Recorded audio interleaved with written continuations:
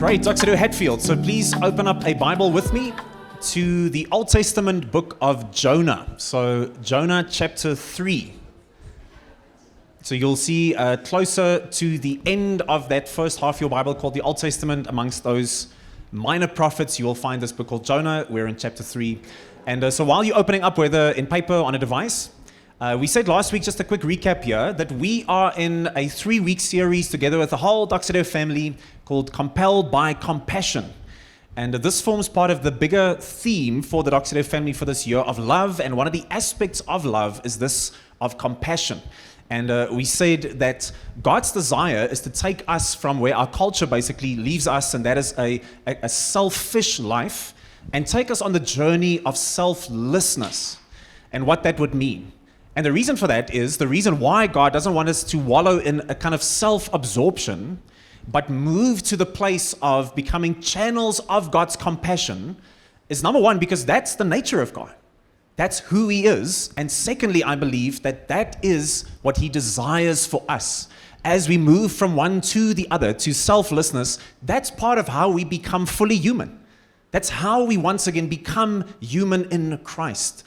And we said that this is exactly the journey. That's why we also have the book of Corinthians as something of an anchor for the series, is that is part of the journey that Paul, he was a leader in the early church, he's writing this correspondence to the first century church in Corinth, and he is taking amongst a couple of things, them on this journey of selfishness to selflessness.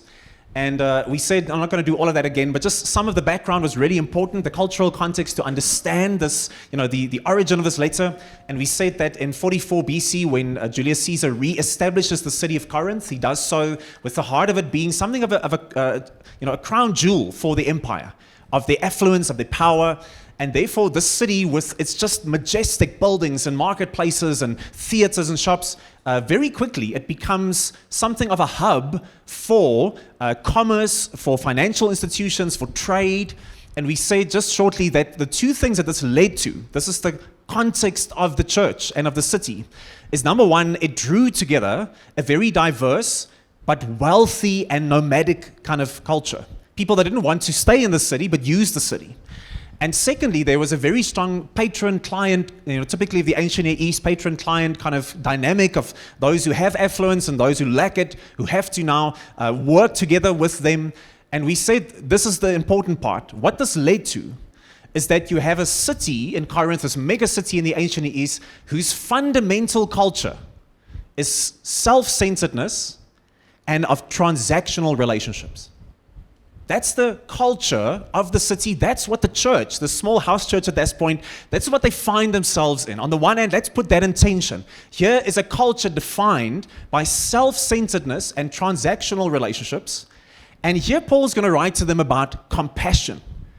And we said, just imagine the tension already. What is compassion? Compassion is a deep awareness of the suffering of another, coupled with the desire and motivation to alleviate it. You see the tension. Here's a culture of self-centeredness, transactional relationships, and here's a conversation about compassion, to move beyond oneself. And so into that, Paul writes, as we said last week, 2 Corinthians 1 verse 3, and he says in a pivotal moment of the letter, "Blessed be the God and Father of our Lord Jesus Christ, the Father of mercies and the God of all comfort," or compassion. He comforts us in our affliction so that we may be able to comfort those who are in any kind of affliction through the comfort that we ourselves receive from God. For just as the sufferings of Christ Jesus overflow to us, so also through Christ our comfort overflows. And we say it's so clear in this powerful, just in a couple of divinely inspired verses of this letter, you see how tightly woven into it are these three themes when it comes to compassion. And number one, you can even see it kind of color-coded in this text, that there is a source to compassion. God, the Father of all mercy and compassion. And last week we said we need to encounter this God. But secondly, that then not just the encountering of this compassion, the source of compassion, God, but then there is an embracing. There's a continual, this passage says, being formed, being ministered to on the inside with compassion. That God comes to minister to us, to form us with his compassion, so that then next week we'll end by looking at, from that place of encounter and of continual formation and compassion, now we can start living out this compassionate life.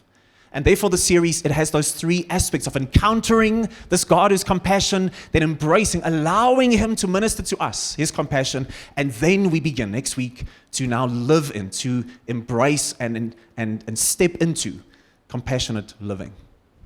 Now, I don't think there is a better piece of text, a moment in the scriptural narrative as to why this second aspect of last week was almost about just encountering this God initially.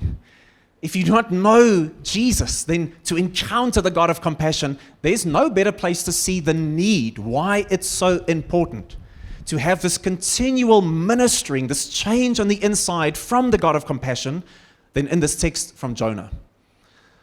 And obviously we can't do the whole book today, but a quick bit of background here is that famously the narrative begins with God calling Jonah, sending him to this pagan city called Nineveh to go and preach about God.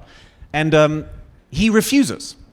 He instead says, I'm going to go the opposite direction. He boards this ship, bound for Tarshish, and as this God-sent storm upsets the whole plan, as these pagan sailors realize that it's probably because of this Jonah character, they throw him overboard. And famously, this big fish swallows him up. And while he's in, this hellish existence, he finally cries out to God and he says, I accept, your help and I promise to do what you have told me to do. And is subsequently then vomited out onto dry ground. Really scary stuff. So now God is for the second time going to call him to this great city, and we're going to pick it up there. Jonah chapter 3 verse 1. The word of the Lord came to Jonah a second time. Get up, go to the great city of Nineveh, and preach the message that I tell you. Jonah got up, and he went to Nineveh according to the Lord's command. Now, Nineveh was an extremely great city, a 3-day walk. Jonah set out on the first day of his walk in the city, and he proclaimed, in 40 days, Nineveh will be demolished. Then the people of Nineveh believed God. They proclaimed a fast, and they dressed in sackcloth, from the greatest of them to the least. Even when the word reached the king of Nineveh, he got up from his throne, took off his royal robe, covered himself with sackcloth, and sat in ashes. Verse 10 says, God saw their actions, that they had turned from their evil ways, and so God relented from the disaster that he had threatened them with, and he did not do it. Jonah was greatly displeased and became furious. He prayed to the Lord, please, Lord, isn't this what I said while I was still in my own country? This is why I fled toward Tarshish in the first place. I knew that you are a gracious and a compassionate God, slow to anger, abounding in faithful love, and one who relents from sending disaster. And now, Lord, take my life from me, for it's better for me to die than to live. Really dramatic at the end there, isn't it? So I want us to see today just two things from the narrative of Jonah, how crucial it is that compassion is something that is ministered to us, that we receive internally. And the first is this. We clearly see with Jonah that you can know that God is compassionate and still resist it. You can know that God is compassionate and still resist it. So at the end there, I think it's one of the all-time great tantrums in all of the Bible, isn't it?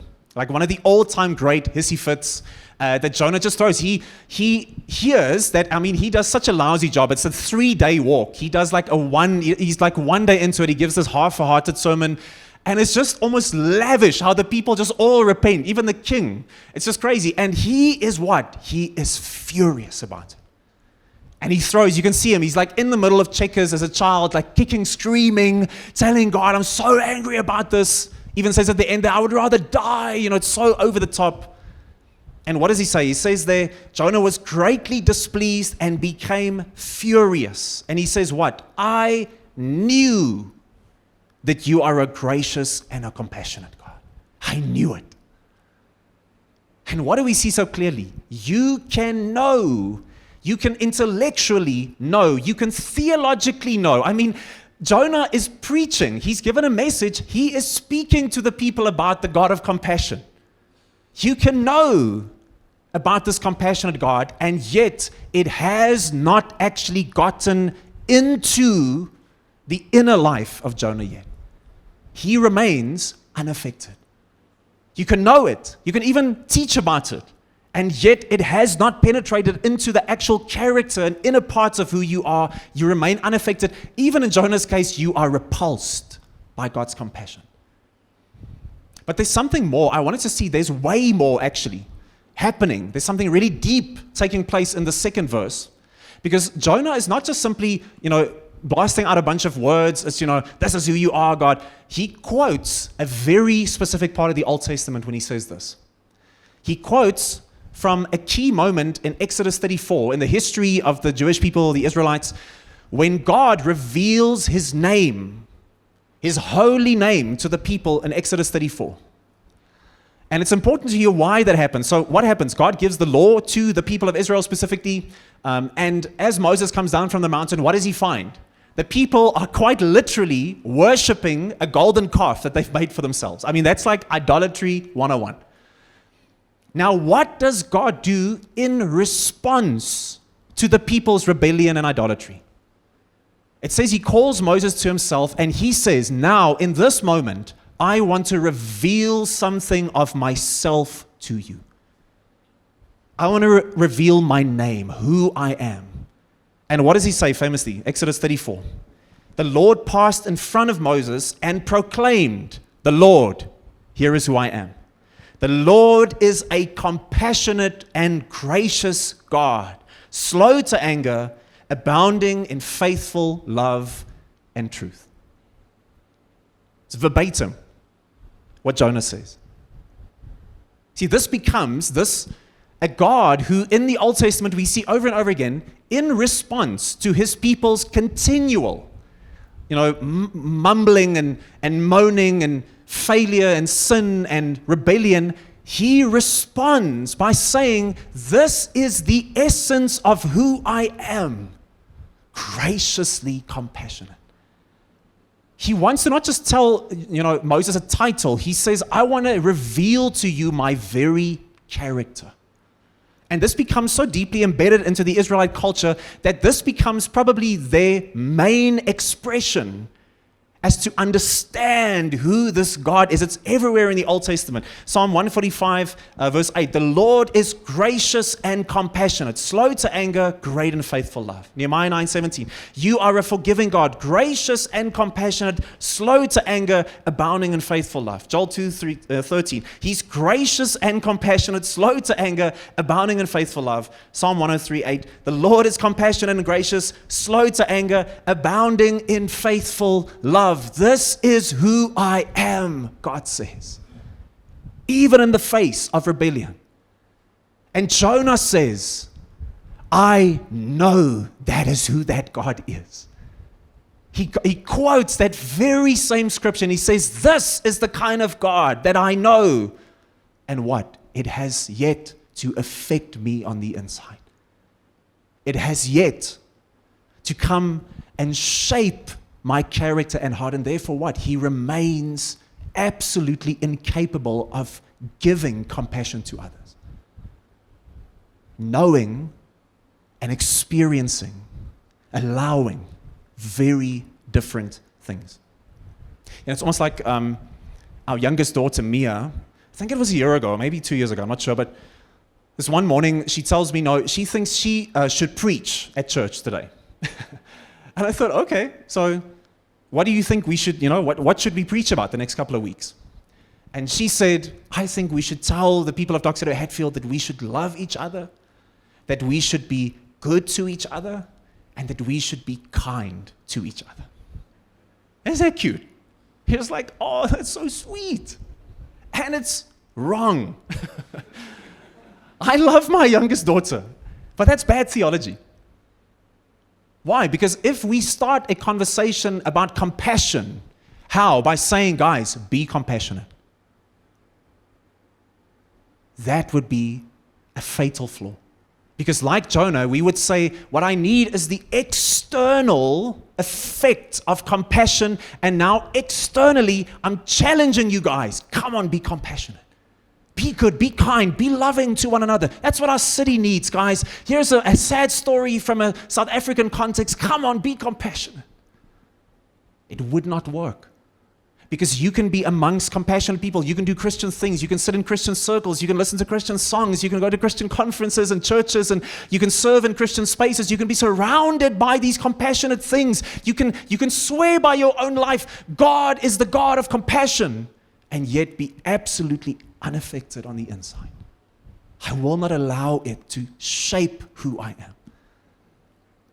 That's why Jonathan Edwards, he famously says, there's a difference between believing that God is holy and gracious and having a new sense on the heart of the loveliness, the beauty of that holiness and grace. The difference between believing that God is gracious and tasting that God is gracious is as different as having a rational belief that honey is sweet and having the actual sense of its sweetness. He's, of course, riffing off of Psalm 34, verse 8. Taste and see that the Lord is good. And I can know it. I today can preach it and yet be unaffected by it. And so secondly, the last thing I want us to hear today is this naturally leads us then into what? The realization that you, if you are a Christian yet here today, you are formed by the compassion that what? That you let in. You will only be formed by the compassion inwardly that what? That you let in. See, here's part of the heavy contrast with this gracious, abounding, compassionate God and this Jonah is that he is willing, he's happy to receive the compassion of God. I mean, we couldn't read it this morning, but in chapter 2, verse 2, he's in this great fish and he cries out. And what does it say? I called to the Lord in my distress. And what? And he answered me. I cried out for help from deep inside Sheol. And what? And you heard my voice. He's willing to receive the compassion of God, but he has yet to internalize the compassion of God. And therefore, he remains deeply unaffected by it. This is what God wants to come and do. Listen, we have to realize that transformation doesn't happen when compassion is experienced externally, but when you accept its work internally. Compassion can't be something I keep at arm's length. I know Christian things. I've been in Christian circles. I know the God who's great in compassion. No. The question this morning is it seeping into who you are? Am I allowing this God to come and minister to me? Yes, we said last week, listen, if you do not yet know God, then in Jesus you need to encounter the God of compassion. But if you're a Christian, if I can speak to the Christians for a second here, if you are a Christian here today, the question is not, are you aware of the compassion of God? Do you believe in the compassion of God? Can you even theologically agree to the compassion of God? But are you in an ongoing fashion accepting the compassionate ministry of God in who you are? Because that's where transformation is going to take place. We can't tell you, be loving, be good, be kind. No, we have to say, allow this God to come and shape who you are. I mean, that's everywhere in the New Testament. Let me show you just a couple of verses where, and note the dynamic of how constantly it is from this place of the inside out transformation of who God is. So for instance, Ephesians 4:32 says, yes, be kind and compassionate to one another, forgiving one another, just as God also forgave you in Christ. It's first the one, then the other. Or, 1 John 3:16 says, This is how we have come to know love, that He laid down His life for us. Yes, so we should also then lay down our lives for our brothers and sisters. If anyone has the world's goods and sees a fellow believer in need, but withholds compassion from him, how does God's love reside in him? Or Colossians 3:12, therefore, as God's chosen ones, holy, dearly loved. That's not external, that's deeply internal. Dearly loved, yes, put on compassion. Do you see how deeply intertwined these two are? That it's not the external application of these things, but it's the internal transformation of God. As we accept that, as we receive that, as we open ourselves up to it as Christians, if you're a follower of Jesus here today, there is the place where He comes to reshape us slowly into the image of our Father, the Father of compassion. You know, it's almost like I think about a generational moment. September 11th, 2001, the New York City World Trade Center terrorist attacks. That is seared into my mind. I still remember as a young boy standing in front of the television and just stunned. I saw literally live on television as the second plane smashed into one of these buildings.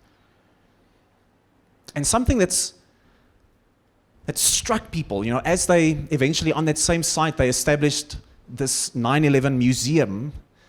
One of the displays that people say just, it messes with people's hearts as they move past it is everywhere in this museum you have these just hulking pieces of metal. And they have literally been twisted and bent like they are pieces of clay. You walk past, they dwarf you in their size, and yet they look like they were just played with. How does that happen? So in metallurgy, that's the study of the shaping forces of metal, you have two primarily ways that you can try and deform metal. So the one is called cold work. That's where you take metal and you literally bend it at room temperature. So that's sheer force, using clamps and presses and these kinds of things. But the challenge with that is, as you start bending the metal, it's going to give way a bit for sure. But the fibers of the metal itself on a small scale is being damaged in the process. So even though the metal is bending a bit, eventually it is actually becoming more brittle and weak as you do that. And you can bend and bend and bend, but eventually it will break. So that's the one, to bend metal. But if you want to reshape metal, that's on the other side what they call hot work. So this is where you have to now heat up this metal to more than 1,100 degrees Celsius till it's white hot. And then as it starts being reshaped, when it cools again, it is strong. See, that's what happened in 9/11. Just the sheer forces of heat made these hulking pieces of metal look like taffy, look like something you can just play with as a child. This is the dynamic happening in Jonah. This is the dynamic of so many, again, let me speak to the Christians, of so many Christians who come to Jesus, encounter the God of compassion, receive free grace, made alive, and then what do? We change gears immediately in saying, now I need to bend my character, my old self, through external forces to be a good Christian, to grow. So I'm going to use all these external forces. I'm going to pray, I'm going to give, I'm going to attend, I'm going to be good, I'm going to not do all these bad things. I'm going to try my best. And what are you doing? You are externally, you're doing cold work on your soul and your character. You are bending that metal into a shape. And guess what? For a moment, it's going to work. For seasons, it will work. If you apply enough religious force to your soul, you will bend it. But in the process, it's weakening, and to the point where you will end up in seasons and moments, maybe even permanently at one stage, you'll feel like Jonah. You can even with gritted teeth say, yeah, the compassionate God and all this, but on the inside, I'm angry, I'm disappointed in God, I'm frustrated. Even when he blesses others or he shows compassion to others, it affects me, it repulses me. Why? Because I'm bending on the inside. But then there is this other work that Paul writes to the church in Corinth. He says, as the compassion of God, the white hot compassion of God flows into every fracture and crevice of my character, of the old me. It's not being bent. He's coming, and as it seeps into every part of my brokenness and my old ways, it comes to literally reshape those parts into the image of my Father who is compassion. This is not about trying to bend you. This is about coming to transform you. And that's why I want to say today, hear this, that you, when it comes to compassion, you cannot live out what you do not let in. It's impossible. I try and do this. I catch myself as a Christian. But the reality is, if I want to begin living out, not I have to do compassionate things, I want to become a compassionate person. It will not happen if I don't allow the God of compassion to seep into the crevices and the brokenness of who I am. And can I tell you this morning, maybe it's bad to say the most fruitful, but maybe the most opportune places in my character, in my just humanness, where this white hot reshaping work of God and His compassion, you know where it's most needed, where it's most fruitful? It's in moments and seasons where I sin, I struggle, I stumble, I'm in sorrow because the world is so broken and I'm angry at God and I'm frustrated.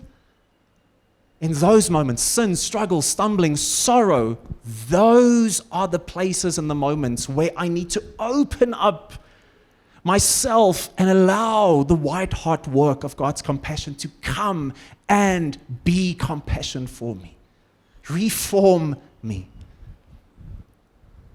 And so the question is, how does that work? How do I open myself, especially in moments? I'm so deeply aware in my own life and in the life of many other people in the church where some of it is struggle or sin or stumble, but some of it is genuinely just sorrow. I'm so at loss at the moment with where is God in this or what's happening?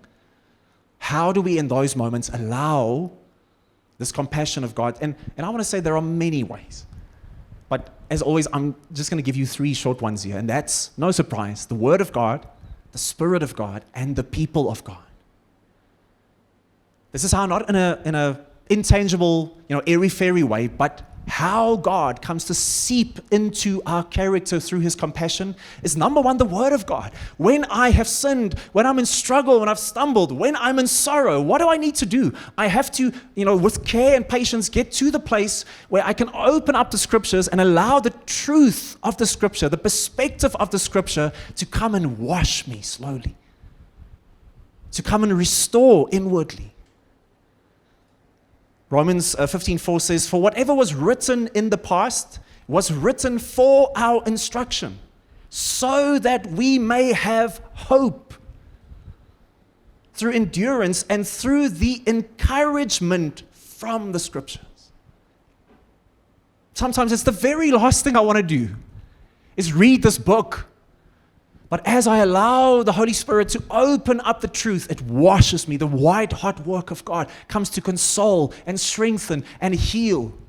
His compassion seeping into me. But the Spirit of God, this is what we said earlier in worship, this is the direct experience of the God of compassion straight into my heartfelt sense, into my soul, into my spirit. This is not something that I can manufacture. But this is when the Spirit of God, when I open myself up to Him, and not in some abstract, airy-fairy way, but in such a real and profound way, He comes and He consoles me in my brokenness. He comes to restore me in compassion in my sin. And I feel so ashamed. And yet He comes to speak to me as a son or a daughter. He comes to seep into those crevices, into those fractures. That's why it says, Ephesians 6:10, "Finally, be strengthened by the Lord by His vast strength. To open yourself up. To not hide, but say, Holy Spirit, come. And then finally, the one that no one wants to hear, but that I think is the most important one of the three, the people of God. Listen to this powerful moment. 2 Corinthians 7, Paul writes, and he says, in fact, when we came to Macedonia, we had no rest. Instead, we were troubled in every way. Conflicts on the outside, fears within. Does that not sound like where some of you find yourself? And what does it say? But God who comforts, the compassionate God, the God who comforts the downcast, comforted us by the arrival of Titus. One of my brothers in Christ, in the fellowship and the friendship of this man arriving, man, not in some abstract sense, God who is compassion, He stepped into the relational sphere of my life and it restored me. It's like white hot compassion that flowed into me. Listen, I'm telling you now, I understand, especially when you are angry at God, especially when it's sorrow at something that's happened. The last thing you want to do is be with the people of God. What do I do in those moments? When I've sinned or when I'm in sorrow, I want to run away. I want to isolate myself. The last place I want to be is in the church or at community group or between friends who are Christians. But guess what? That is the place you should be. Told someone this week, if you're going to cry, come and cry with us. If you're going to be angry at community group. If you're going to be frustrated, do it with the people of God. Because guess what? The compassionate God, it's not going to be through, this lightning bolt that zaps you as you walk in the street. You're going to experience it through the food of the people that come and support you and the conversation and the arm around your shoulder. And you're going to realize, man, at the arrival of this person, God, the compassionate God, just came to restore. And I know this is countercultural. Because as we said last year in our series about apprenticeship, what does culture teach us we should do when we're in places of struggle or sorrow? What do? 3 things. We deny, we detach, and we drug ourselves. We deny. The pain doesn't exist. This is like most men take this strategy. There is no pain. I just force my way through it. Or I detach myself. I disconnect myself from the emotions of sorrow and struggle. And in that process, I somewhat disconnect myself from all emotions. Fantastic strategy. Or lastly, what do? We drug ourselves. So what? When I'm in pain, when I'm in sorrow, I use substances. Maybe it's alcohol, maybe it's pills, maybe it's marijuana, whatever it is. Or I don't, use substances. I use distractions. So I use social media, I use entertainment, and I just can't stop working. Why? Because if I can numb myself enough, then none of these things are actually there. But guess what? Once again, that's a fantastic short-term strategy to feel nothing, to be distracted from. It's a terrible long-term strategy. God says, I know this is counterintuitive. And guess what? This is not a personality thing. This is not a man or a woman thing. It's for people that are sensitive and soft or something like that. The most hardened man in this room today, guess what you need? You need the God of compassion to come and seep white hot hope into your heart, compassion into your soul, restoration into the crevices, the cracks of your character. And it's countercultural because, that's what culture teaches us to do. You know what Jesus did when He was at His most broken, at His most distressed? The Garden of Gethsemane, He's about to go through this absolute massacre. What does He do? It says, went to a quiet place with friends, not isolated. He takes His people with Him. It says in verse 37 of Matthew 26, taking along Peter and the 2 sons of Zebedee, He began to be sorrowful and troubled. He expressed His sorrow openly. He didn't bottle it up. Verse 38 says, I'm deeply grieved to the point of death, Jesus says. And what? He prayed His pain to God. He didn't run away from God. He prayed His pain to God. Verse 39, going a little further, He fell face down and He prayed, my Father, if it's possible, let this cup pass from me, yet not as I will, but as You will. Instead of hiding away, what is He doing? He's tapping into this age-old practice in the Christian church called what? To lament. It's not something we like doing. in the modern kind of, especially westernized world, we want to detach ourselves, we want to drug ourselves, and Jesus says you need to lament. It's where you earnestly bringing your full self with all the warts, with all the anger, with all the sin and the sorrow, you bring it to God. Guess what? He can handle your sin and your sorrow and your struggle. The question is, can you handle saying it to Him? Because on the other side of that, there's healing, there's compassion. 40% at least of the book of Psalms is Psalms of lament. The whole book of Lamentations is a psalm. It's one book, Psalm of lament. Jesus, he shows it to us on the cross when he quotes Psalm 22 and he says, "My Father, why have you forsaken me?"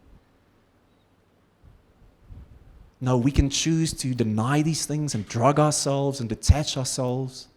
Or we can come to God when I've sinned, when I'm struggling, and say, "God, will you come and minister into the depths your compassion?" You can know about the compassion of God. You need to taste, experience the reshaping of the compassion of God. So just in closing this morning, a couple of days ago, I'm listening to this conversation between Bart Ehrman and Ross Douthat. Now, Bart Ehrman is an interesting character. He is one of the most prolific New Testament scholars in the world and a historian. And he's been a bit of a boogeyman for some Christians for a while because as accomplished as he is, he studied under probably the greatest New Testament historian and scholar of the last 50 years, Bruce Metzger, but he is a staunch atheist. Brilliant scholar on the historical Jesus. And on the one hand, you would have, it's so funny, he would write books where, you would have these people on the internet who say, "Oh, Jesus didn't even live. There's no evidence for the life of Jesus." And here, atheist Bart Ehrman would write a book, a thick academic book, saying that is the biggest load of nonsense. If you are a historian of any quality, you would laugh at a statement like that. Jesus is one of the most well-attested people of the ancient world. And yet, as he knows, and he'll say, it's not because of my scholarship about the historical Jesus, it's about the evil that I see in the world. That's why I've stepped away from Christian faith. The amount of evil that I see, I can't believe there's a God like this. Now what's really interesting, this last week, he's now 70 years old, Bart Ehrman, and he writes his newest book. This book is called Love Thy Stranger. Because he says, like a couple of other secular historians at the moment, he's saying that Jesus specifically began a revolution morally, and specifically what affected the Western world eventually, in this, that you would not just care for your family or your kin, but that you would go beyond yourself and care for others outside, even your enemy. He says that is historically 100% Jesus and Christian. He says you don't get things like hospitals and orphanages. That's all Jesus. He says that as an atheist. And he writes, and he says, this Jesus, this compassion. I mean, just think about how often it says that about Jesus. Luke 7, he sees this woman and what? He had compassion on her. Mark 6, he goes ashore, he sees the lost crowd, and he says he has compassion on them. Mark 1, this man with leprosy comes to Jesus and what? Moved with compassion, Jesus heals him. Man, Jesus historically is a man of deep compassion.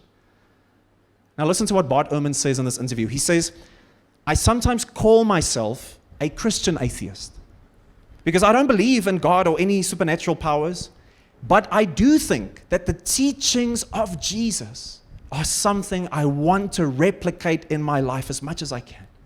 His message is one I want to embrace." That's fascinating. And yet, I think of Jonah this morning. Yet, I think of the Corinthian church. And yet, I sit here and I think, you know what? As beautiful as that is, I want to embrace the example of Jesus. It's not enough. It will never be enough. It will lead to such frustration. Why? Because Jesus was not simply a man with great teaching. He was not simply historically a man of compassion. He embodied the compassion of God. And therefore, he did not come to say to us, "Come and follow in my footsteps. It will do you well. Come and adopt my teaching together with the teachings of other wise men and women. It will help you." No, he said, I need to come and heal you, restore you, rescue you. What you need is not teaching. What you need is transformation. And therefore, circling all the way back to our scripture at the beginning, it said there at the end, 2 Corinthians 1, what? Just as the sufferings of Christ, not just the teachings of Christ, but the suffering of the God-man on the cross for us, as that overflows like white hot metal gospel into my heart, beyond the history, beyond the teaching, as that happens through Christ, comfort begins to overflow. I can know this, but He wants to know you. Amen? Let's pray. Jesus, I pray today that we would know you personally, be affected by you internally, God. I know that your example is magnificent, God, but I know you desire way more than that. And so anyone here today who does not yet know Jesus, put your faith and your trust in Him today. Lay your sin, your brokenness, your guilt, your shame, lay that before Him. Allow the Holy Spirit to come and resurrect you to new life. And for us, God, anyone who's a Christian, I pray that you would take us from the place of our brokenness and our sin, maybe, of our struggle, of our sorrow. God, come and minister to us. That we open ourselves up to you. In Jesus' name, amen.